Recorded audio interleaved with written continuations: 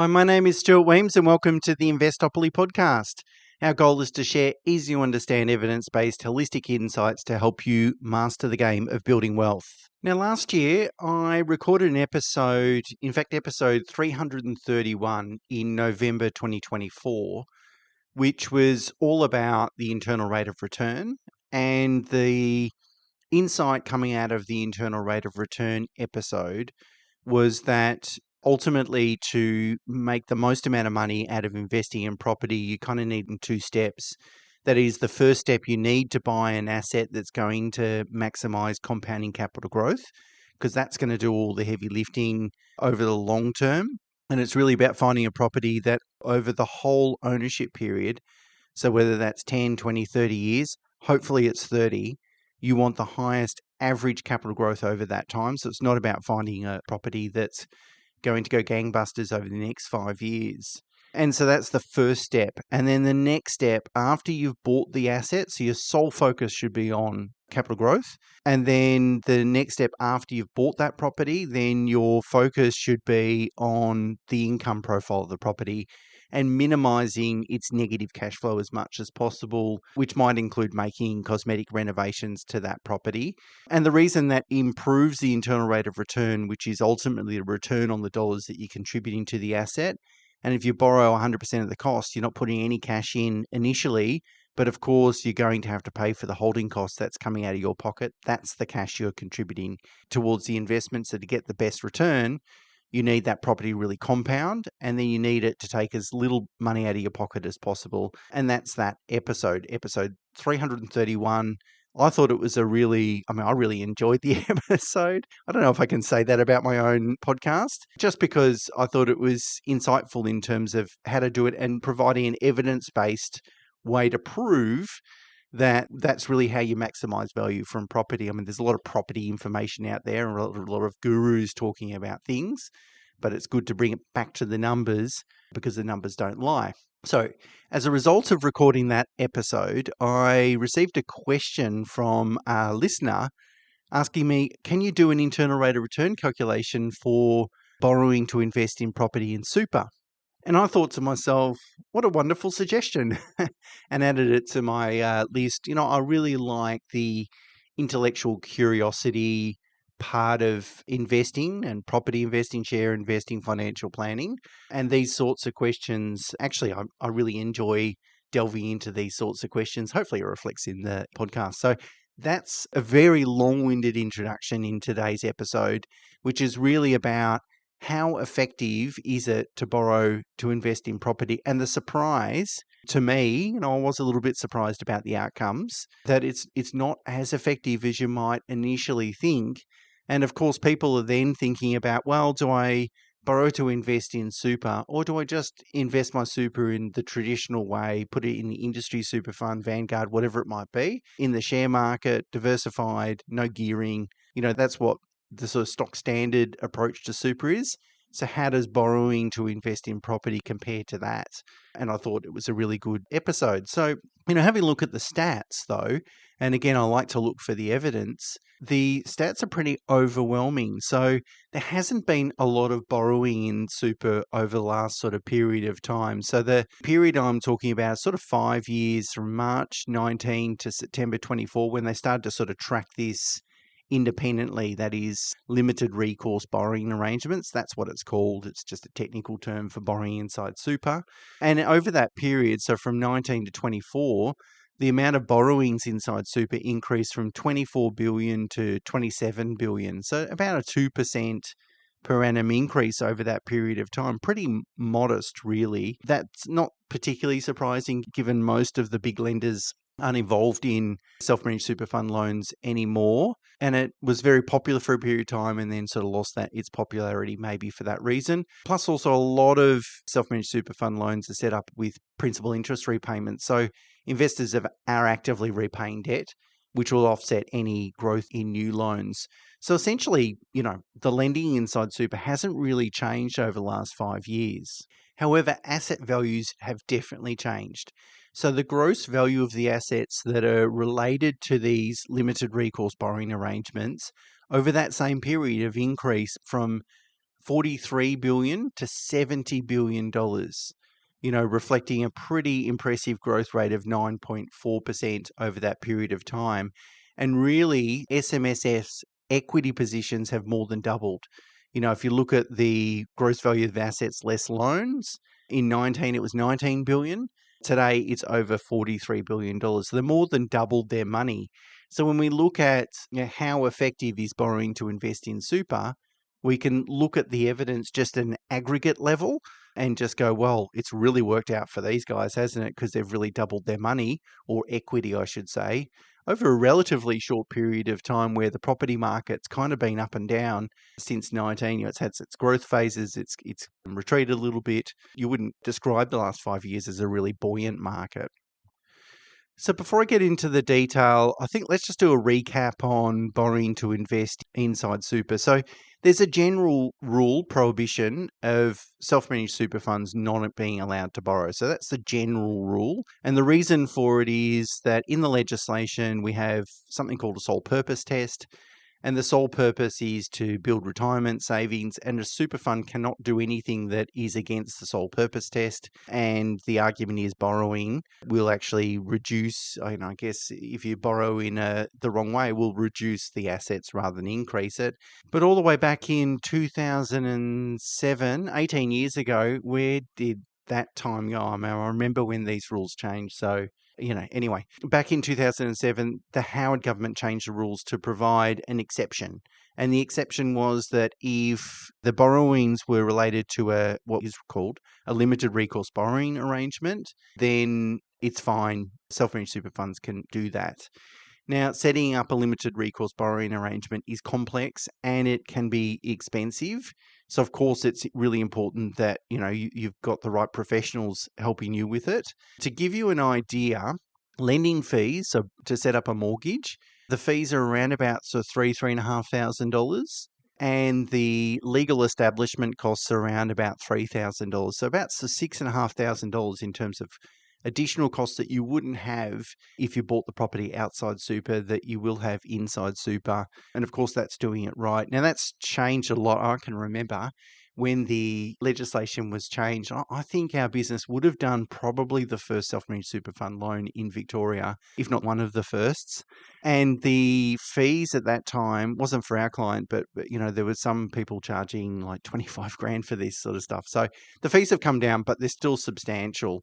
The other important thing to note is that limited recourse borrowing arrangement loans do attract a higher interest rate, and the premium's about 1% above what you would pay for a mortgage outside of super compared to inside super.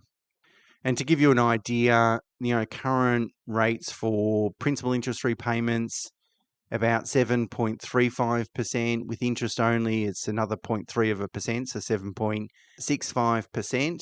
That's based on a 70% loan to value ratio. If you want to go to 80%, you can add another 0.5% on top of those interest rates.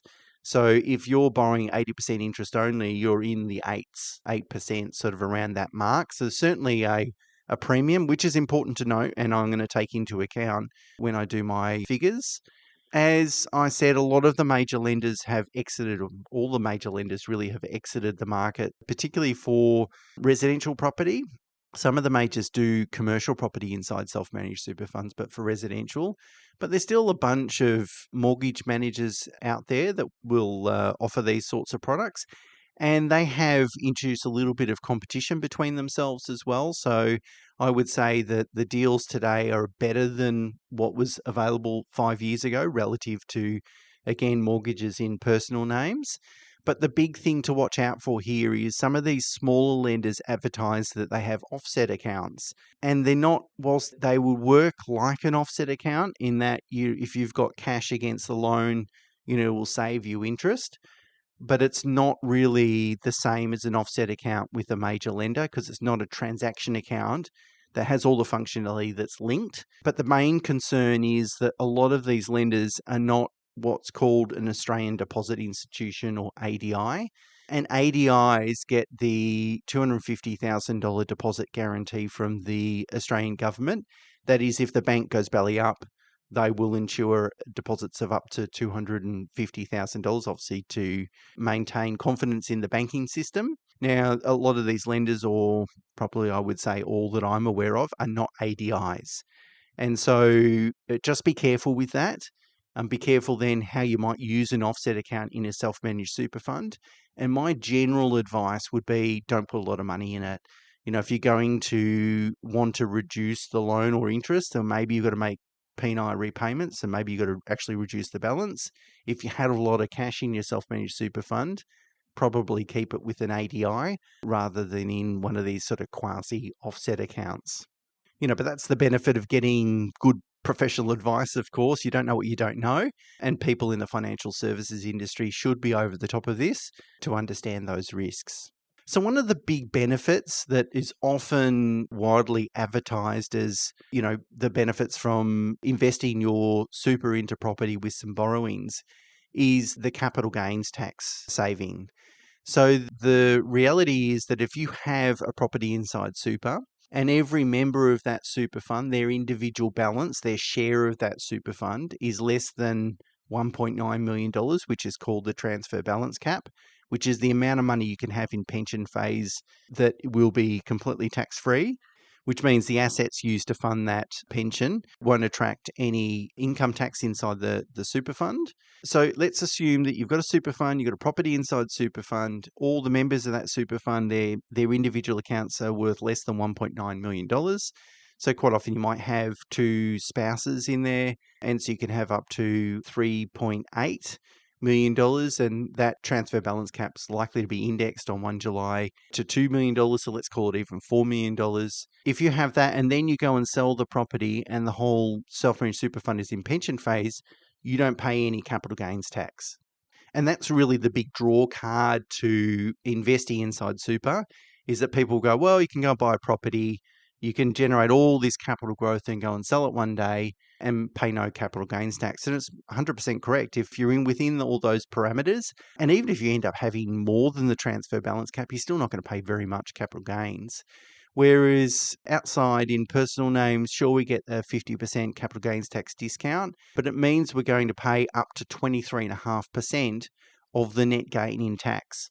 So if you think about it and you're investing in property and you're going to sell that property, let's say in 20 years' time, and you think that your net capital gain will be like $2 million or something like that, we're really talking about, a $460,000 tax saving, which is considerable and one of the attractions to investing in property inside super. But like in many things in life, there's always two sides of the coin. There's always some pros and cons. And it's important not to be blinded by these tax savings and go, great, I'm going to save on capital gains tax and ignore the rest. There's some downsides to investing in property inside super. And the first one, and probably most significant one, is that the negative gearing benefits are a lot lower. So a self-managed super fund or any super really, in accumulation phase pays a flat rate of 15% on all investment income. So you need to have other income firstly in your self-managed super fund to offset the negative cash flow produced by the property. And that can be from investments or concessional super contributions, including employer contributions. But you want to make sure that you do have that other income, or the self-managed super fund does have that other income to more than offset that gain. So at least then you're going to save 15%. But the 15% is a lot less than what you're going to get outside of super, particularly from the highest marginal tax rate, 47%, 3 times more in terms of tax benefit outside super compared to inside super. Now remember, the internal rate of return calculation says that you should buy a property with the highest growth possible that costs you the least amount of money on a regular basis in terms of holding costs. And one of the big elements that add to holding costs is tax benefits. Of course, if you make a $20,000 loss on a property and you're on the highest marginal tax rate, after tax it's going to cost you a little more than $10,000. Not too bad, makes a big difference. But if your tax rate's 15%, of course, those holding costs are greatly diminished. So the negative gearing inside self-managed super fund is, one of the big downsides. The other big downside is that it's probably most economical to gear at 70%. As I said, you're going to pay an extra 0.5% in terms of interest rate to gear to 80, but you can't gear to 100%. Whereas outside super, particularly obviously if you've got equity in other property, in existing property, you can leverage to 100%. In fact, what they call 107%, because if you include costs, stamp duty, buyer's agent fees, legal costs, you can go and buy a property and not have to contribute $1. Again, the only thing you're going to contribute towards that investment is the ongoing holding costs. Whereas inside super, you've got to stump up a 30% deposit and then costs on top of that. And again, if we think back to the internal rate of return calculation, that you're putting more money into that investment, you need to earn a higher return relative to one where you don't have to put so much money in to make it even. And lastly, as I've spoken about previously, the interest rate. So you're paying that 1% interest rate premium, and that's negative relative to investing outside property. So yes, you get the capital gains tax savings, but now I'm not getting much in the way, or much less, potentially only a third of the negative gearing benefits. I've got to put more cash in up front, which is going to hurt my internal rate of return. And I'm paying a 1% higher interest rate, which again is going to add to the cash flow holding costs, which again is going to hurt my internal rate of return.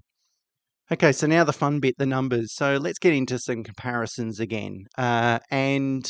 Let's assume, I'm going to just list the assumptions that I've made with respect to this investment. I'm going to hold everything constant except the interest rate, the negative gearing benefits, and the gearing rate, which are the key, and the capital gains tax, which are the four key differences that I've just discussed about investing in property inside super versus personal names. Okay, so I've assumed $1 million property, the gross starting rental yield is 2.5%, and rent increases by 4.3% annually, which is really the long-term average increase in rent, over many decades. So that's how the income profile is going to change. Expenses amount to 35% of gross rental income. So maybe I'm being a bit conservative there. I would say somewhere between probably closer to 30, but look, I'm being a bit conservative. Interest rate of 6.5% outside of super. So another 7.5% inside super, and a capital growth rate of 6.5%, and an income tax rate of 47% if we're outside super, of course, 15% inside super. So let's look at if that investor bought that $1 million property in their personal name and then sold it in 30 years' time. In 30 years' time, they'll walk away with $2 million in today's dollars, and the internal rate of return would be 10.7%, which of course, is a great internal rate of return. You're getting north of 10% on any investment. Everyone's going to be happy, right? And really the way to look at that is that I've held this property for 30 years. For most of that period, the property's cost me money. That's what I've been contributing. Of all that money that I've contributed, I'm going to get a after-tax return of 10.7%. There's not many other places I can invest in where I'm going to get an after-tax return of 10.7% or more. So, of course, it makes a lot of sense.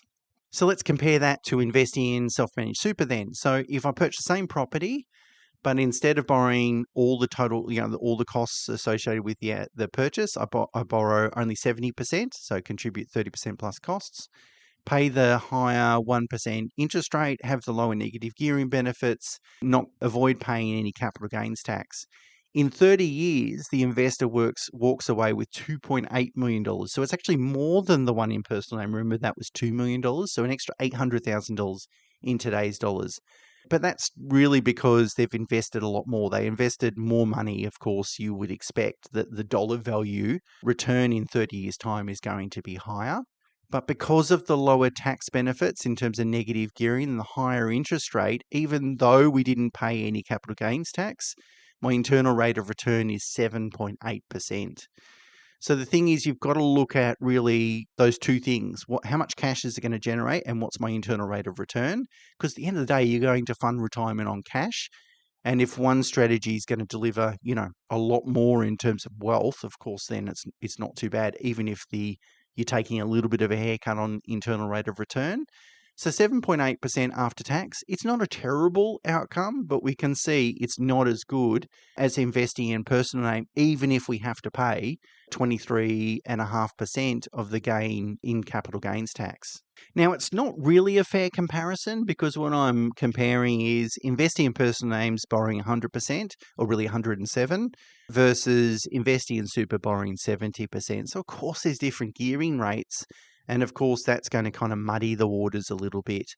So what I did is compared gearing at 70% in personal names versus gearing at 70% in self-managed super fund.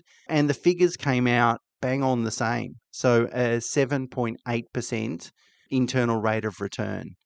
So it does show then that actually the tax saving, the capital gains tax saving, is equal to the less negative gearing and higher interest rate inside super.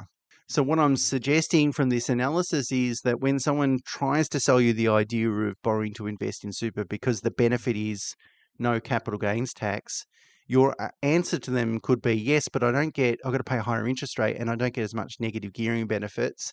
And when you do those numbers, those two things net each other out. So really, the reason to borrow to invest in property inside super needs to be something in addition to tax benefits. And it's a really good lesson, right? We shouldn't do anything in an investment strategy purely for tax reasons. There's got to be, tax can be one of the reasons, but of course there should be multiple reasons. And it's a big red flag when people are selling a particular product or strategy based on tax outcomes. It's not always a problem, but quite often I've seen over the last 20 plus years, a lot of people run into trouble trying to chase these tax benefits from products or strategies, and ultimately they don't necessarily increase the amount of wealth. And so this is, I think, good evidence from my general approach, which has been for a long time. If we're going to borrow to invest, let's do it in personal names where we can enjoy the negative gearing and get the maximum amount of leverage. And let's keep super ungeared. So let's typically, let's have property investments in our personal name. And if we're going to invest in share market, let's have those investments inside super. So the question then is, well, why not just gear it both? Why not just focus on maximizing gearing, Stuart? Gear to our eyeballs in our personal name. And then once we've finished that, let's gear to our eyeballs inside super and have gearing across all those different ownership structures. And that might be appropriate in some circumstances. Feels a little aggressive to me. It's not a very common strategy that we would come up with. In fact, I can't really remember the last time I recommended a client borrow to invest in property in their super fund. They really need to have a lot of diversification, which is not to say that it's not something that I wouldn't recommend, but quite often I think the right amount of gearing allows you to have all that gearing at a portfolio level, allows you to have that gearing in personal names.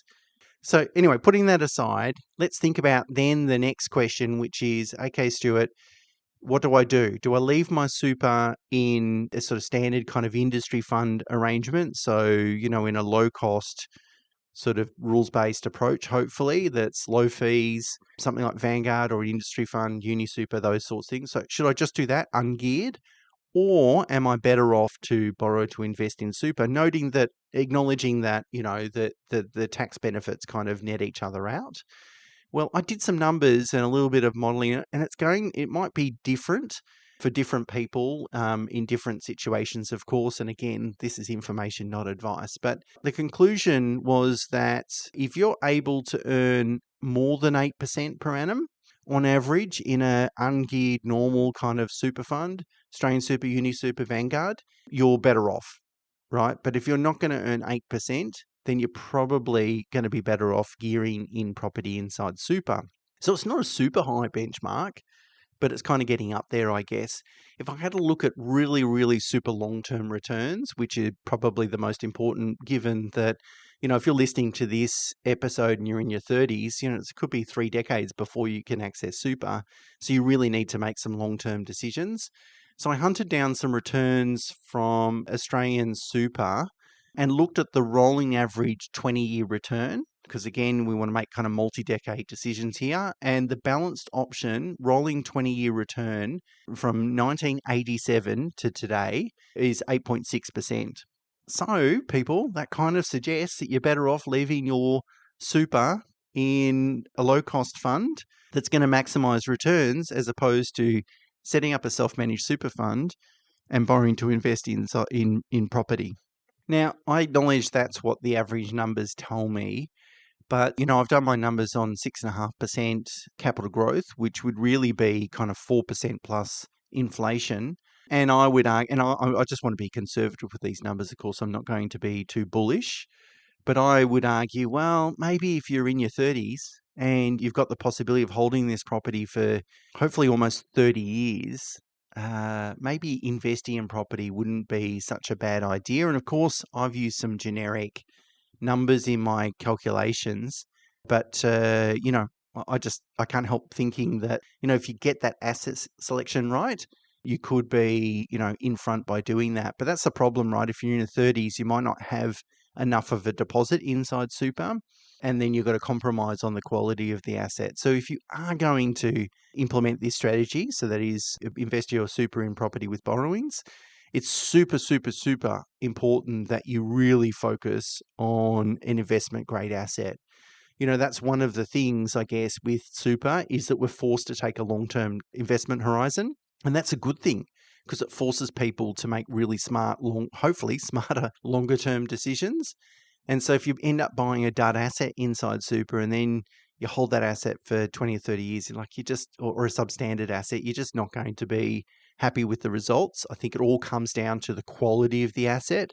And I think that then comes down to your budget inside super. So for those people that do have a high enough budget where they don't have to make too many compromises, or hopefully any compromises to some degree in regards to the investment grade asset, and then they can outperform, the 6.5% that I've used in my analysis. If they can, really generate, I've seen some properties that have grown at double-digit returns over long periods of time. And so if they can invest in one of those, I think it would be a no-brainer. They would be better off, particularly if they're many decades away from retirement, by investing their super in property with some borrowings. Now, my colleague Campbell Wallace recorded or published episode 337, actually on the 1st of January 25, talking about the liquidity trap inside super. So that's another thing to think about. Will you have enough liquid assets to be able to convert the fund into pension phase and pay a pension? And it really, if you are going to invest property inside super and you're less than probably 15 years away from retirement, it's something that you really need to think about. If you're 20, 25, 30 years away from retirement, it'll probably work out. You'll probably be able to build a bit of diversification in that fund over time. So if you're thinking about, or someone suggests, investing in property inside super, the questions to really ask yourself are, can you invest in personal names instead? Because borrowing to invest in personal names is probably going to be better. Secondly, if you're going to invest in super, will you have enough other income, including super contributions, concessional contributions, to more than offset the property's holding costs? So at least you get the 15% negative gearing tax benefit. And lastly, will your super have enough liquidity in order to pay a pension by the time you reach retirement stage without necessarily having to sell the property? Again, with planning around these things, you don't want to have to be in a situation where you must sell in year 2042, for example. Year 2042 might not be an optimal time to sell that asset. You want to have some flexibility around these things. My episode next Wednesday will be to sort of follow on as a good sort of segue into that subject matter, to talk about a potential opportunity that might suit some people, which is co-investing with your super, which is completely different to what I've spoken about today. Just a strategy I've been thinking about, given that at the moment, given where interest rate settings are, and particularly where borrowing rules are at, which impact your borrowing capacity. So low borrowing capacity, high interest rates, really puts pressure on investment budgets. And as a consequence of that, if I'm really hell bent on investing in property, but my budget's a bit stretched, I might end up compromising on the quality of the asset. And if there's one thing or one theme I want to leave you with about property investing in this podcast is, it's all about quality, as I sort of spoke about at the beginning. And so one way to maybe combat that is to co-invest with your super using some of your super to help you level up in terms of budget and then hopefully level up in terms of quality. I'm going to share that episode or that idea and sort of delve into a little bit more, of course, next week. So hopefully you can tune in for that. I'm conscious I ran over time yesterday with the Q&A episode, so I'm going to leave it there. We'll get into a case study next Tuesday and more questions, of course, and look forward to discussing that topic with you next week. Thanks very much, and until next week, bye for now. Just a few things before we wrap up, if I may. Of course, you can send me questions at questions@investopoly.com.au.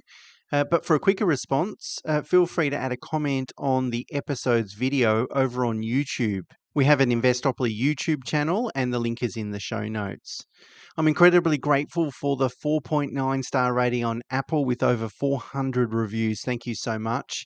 If you can leave a review or rating, I'd love it because I'd love to get over 1,000 reviews. That's kind of my target. Keep checking the show notes for free downloads, and I include book discounts there as well. And of course, if you're interested in working with my team and I've included a web link where you can find out a little bit more about what we do and get in touch with us. And of course, until next time, bye for now.